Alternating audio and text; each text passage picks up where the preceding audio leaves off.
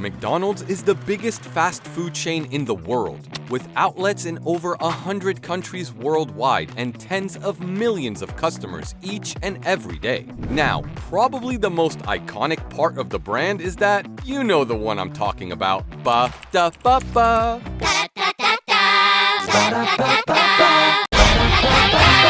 You might think Mickey D started using the tune after Justin Timberlake's hit song. But I have some news for you.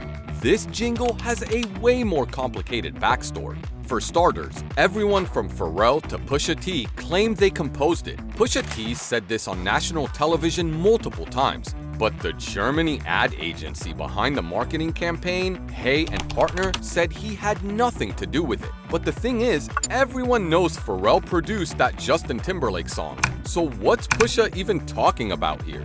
This little melody's become sort of like McDonald's audio logo, and it kind of feels like it's always been that way. But if you want to learn its real origin story, we have to wind the clock all the way back to 2003. McDonald's might seem like an unbeatable powerhouse now, but at the turn of the millennium, the company was seriously struggling to keep its stock price up. After crossing $44 a share in 1999, the stock price plummeted to under $14 by April 2003. The bigwigs at McDonald's knew they had to do something drastic, otherwise they were done for. That's when they decided to host a competition between 14 of the best ad agencies in the world, and honestly, Hey and Partner was the underdog in this race. They were a tiny little ad company back then, but that's exactly what helped think outside the box. Their first good idea was the slogan, Ich liebe es, which means I love it in German. But the real stroke of genius came when they partnered with the Munich-based production company Mona Davis Music. They're the ones that came up with the ba-da-ba-ba idea, and this 1-2 punch combo ended up making Hayes and Partner the undisputed winners. So, that settles it, right? Mona Davis Music made the jingle, case closed. But wait, there's more, cause McDonald's knew it needed to make that ba-da-ba-ba line absolutely perfect so that it resonated with global audiences, and they knew just the man for the job.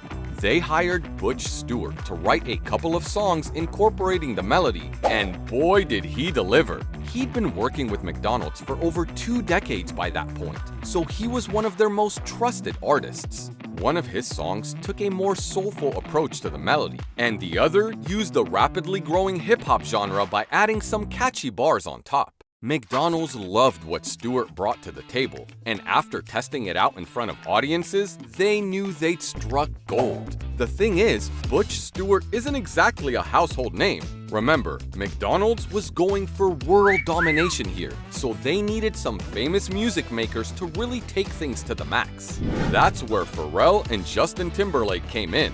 Pharrell perfected the melody, turning it into the earworm we all know today, but Justin was the real star of the show. McDonald's wanted a singer that could represent the brand, and get this, they offered Justin $6 million just to sing on the track.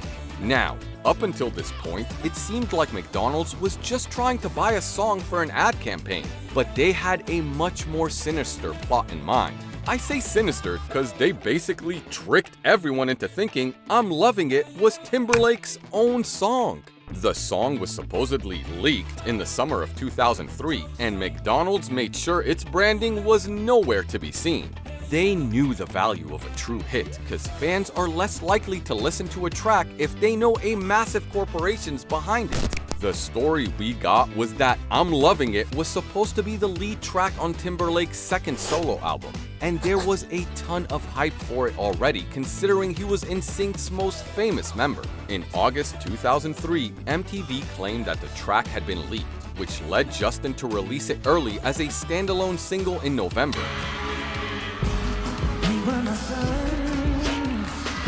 Again, there wasn't any mention of McDonald's during this whole tale, so fans just assumed it was Justin being Justin. Needless to say, the single was a massive hit.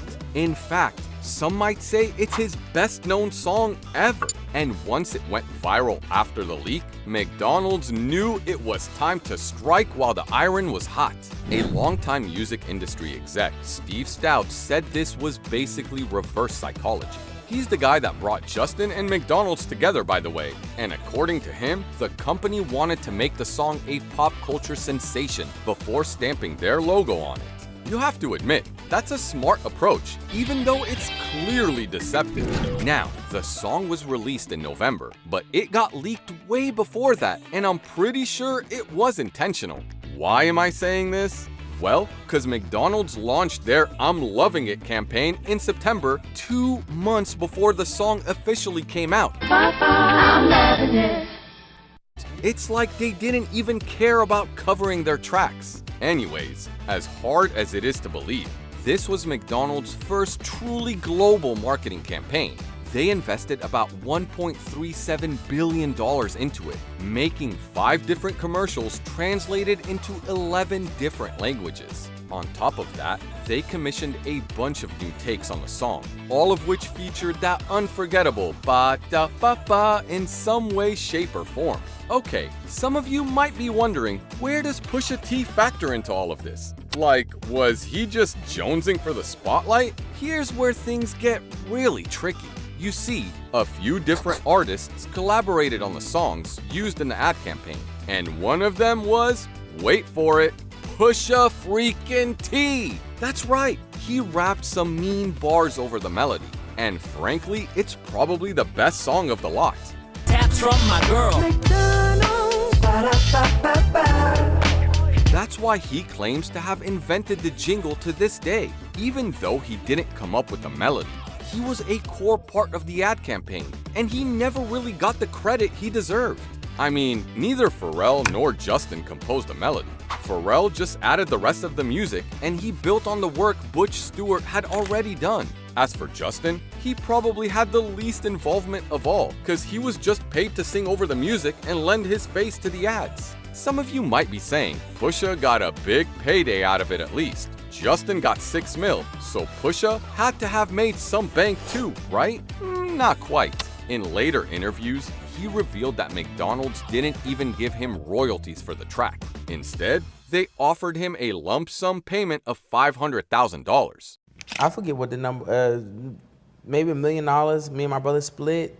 Don't get me wrong, that's a decent chunk of change, but why does Justin get $6 million for barely any work while Pusha gets less than 10% of that for an entire song he poured his heart and soul into? It turns out Pusha T regrets his decision to work with McDonald's, and so does Justin. Sure, he made a ton of money from the deal, but people kept thinking of him as the McDonald's guy for years after that, and he doesn't have much of a career anymore. Like, when's the last time he made headlines for his music? 2018? That was 5 years ago, so the guy's clearly under the radar. However these artists feel about the I'm Lovin' It campaign, one thing's for sure, it transformed McDonald's from a failing company to a corporate juggernaut. Like, as of October 2023, their share price is sitting pretty at $250 a pop. That's an increase of, wait, let me break out my calculator. Carry the 2. Okay, 1,782%. And it's no coincidence that they've been using the I'm Lovin' It melody the whole time. Now, there's one last bit of inside info that no one knows about it. Ready? The president of Mona Davis Music, Tom Batoy, is credited as one of the writers for I'm Lovin' It. He claims he invented the melody, but in 2004, he let something slip. Apparently, he was inspired by a backup singer just humming randomly in the studio. This mysterious backup singer accidentally created an audio logo that earned McDonald's mountains of money, and no one even knows their name. So, did McDonald's take advantage of everyone involved, or is it just how the industry works? Let us know in the comments. But that's all for today. See ya!